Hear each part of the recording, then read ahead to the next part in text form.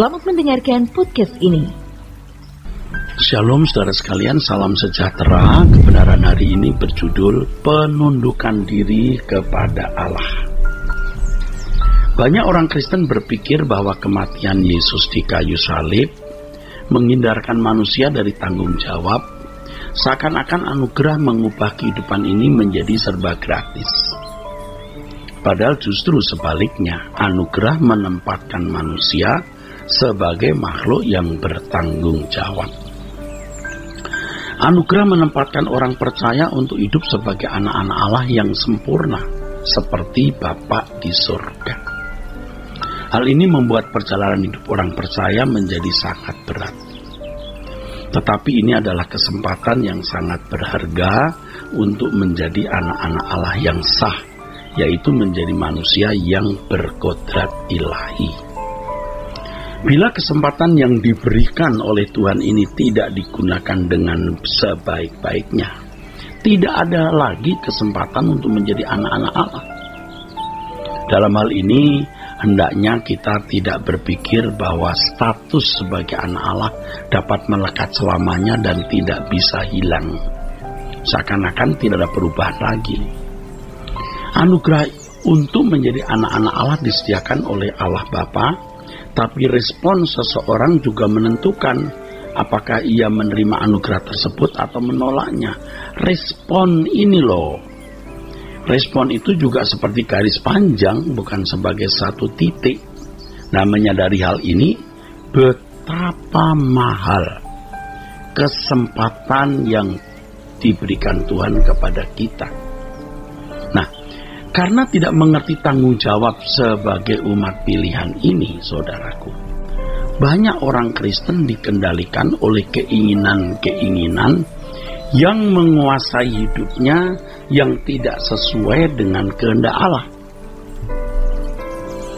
Orang-orang seperti ini tidak menghadirkan kerajaan Allah, tetapi kerajaannya sendiri.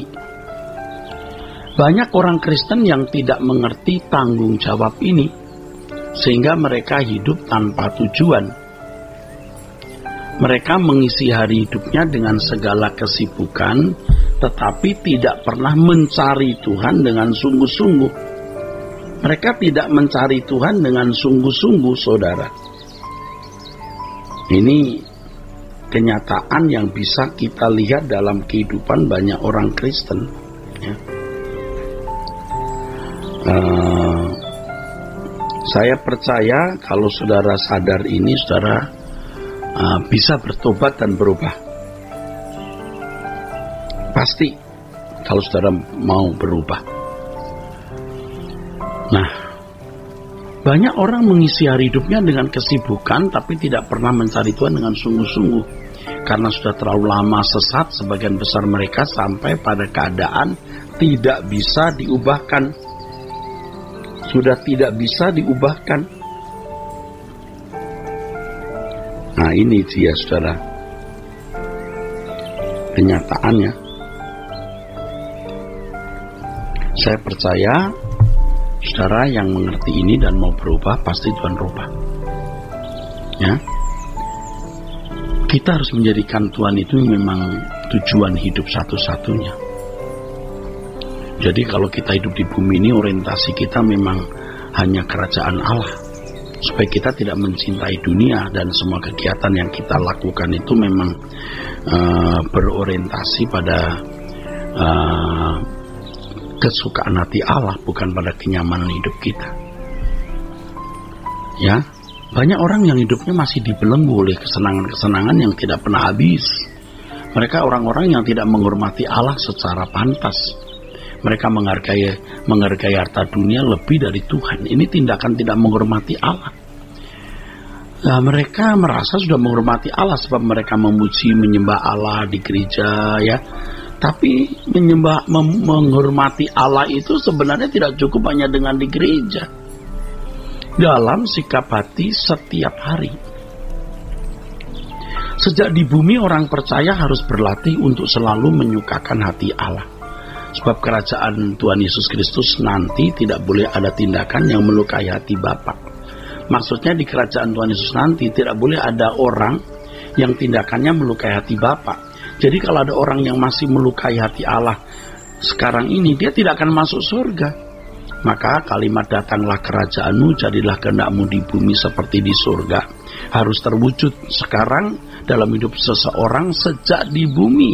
Dan itu bukan hanya kalimat doa yang diucapkan, tapi harus dikenakan, di mana selama di dunia sudah hidup dalam pemerintahan Allah. Jadi sebelum masuk surga sudah hidup dalam pemerintahan Allah. Sejak sekarang di bumi harus sudah belajar menciptakan kehidupan yang hanya menyukakan hati Allah. Dengan berusaha untuk hidup menyukakan hati Allah, seseorang membangun kepastian apakah dirinya layak masuk kerajaan surga atau tidak. Ya, jadi untuk membangun kepastian masuk surga itu seseorang harus berjuang untuk bisa menemukan dirinya sudah berkenan kepada Bapa, dirinya sudah menghormati Allah Bapa, dirinya sudah benar-benar hidup dalam penghormatan kepada Allah, tidak melukai hati Bapa di surga. Banyak orang Kristen yang kepastian masuk surganya hanya dibangun dari keyakinan. Keyakinan yang dibangun dari pikiran secara kognitif, penalaran, teologi, bukan dari pengalaman berjalan dengan Allah. Mereka merasa yakin pasti masuk surga. Keyakinan mereka tidak dibangun dari realita kehidupan melakukan kehendak Allah, tapi hanya sebuah keyakinan di dalam pikiran. Keyakinan seperti itu tidak memiliki dasar yang kokoh dan real yang bisa menyesatkan dan menipu. Keyakinan harus dibangun di atas fakta kehidupan setiap hari, ya. Nah, ini harus menjadi perhatian kita, ya. Saya percaya kalau kita jujur dan melihat diri kita sendiri belum beres, kita mau berubah, itu jalan untuk masuk surga. Itu saudaraku, ya. Saya percaya kalau kita tulus, kita akan diubahkan oleh Tuhan, ya.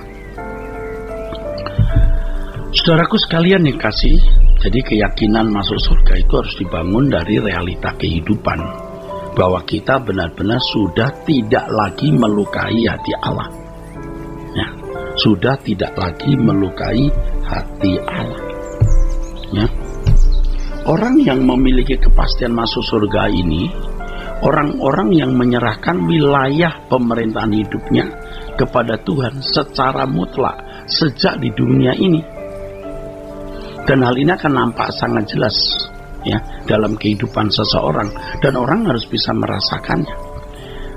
merasakannya sendiri, apakah hidupnya benar-benar telah dalam ketertundukan kepada Allah dan telah menyerahkan seluruh wilayah hidupnya kepada Allah atau belum. Banyak orang yang tidak menyadari bahwa mereka memiliki wilayah hidup yang mestinya ditundukkan kepada Allah, tapi tidak. Kalau orang menyerahkan wilayah hidupnya kepada Allah, itu kebesaran hidup seorang anak Allah loh, di mana wilayah hidupnya dikuasai oleh Tuhan. Dalam kekuasaan Tuhan menghadirkan kerajaan Allah, di mana Allah menjadi majikan atau Tuhan hidupnya. Dengan penundukan diri kepada Tuhan, seseorang tidak berdaulat sendiri, ia tunduk kepada kedaulatan pemerintahan Allah yang ada di atasnya. Nah, pada dasarnya wilayah yang dikuasai adalah bagian dari kekuasaan Allah. Ya, kalau orang tidak mau tunduk, ya, maka ia tidak menyerahkan wilayah hidupnya itu kepada Tuhan. Mestinya wilayah hidup kita itu kita serahkan kepada Tuhan, dan pusat pemerintahan kita adalah kerajaan surga. Ya, jangan menjadi raja-raja kecil yang tidak tunduk kepada Allah, tapi raja-raja kecil yang tunduk kepada kedaulatan maharaja kita. Kita memang memiliki kekuasaan, tapi kekuasaan kita tundukkan kepada Allah, sehingga Allah menjadi raja di atas segala raja, dan kita menundukkan diri secara mutlak dan penuh kepada Allah. Puji Tuhan. Kiranya kebenaran ini memberkati kita sekalian. Sola Gracia.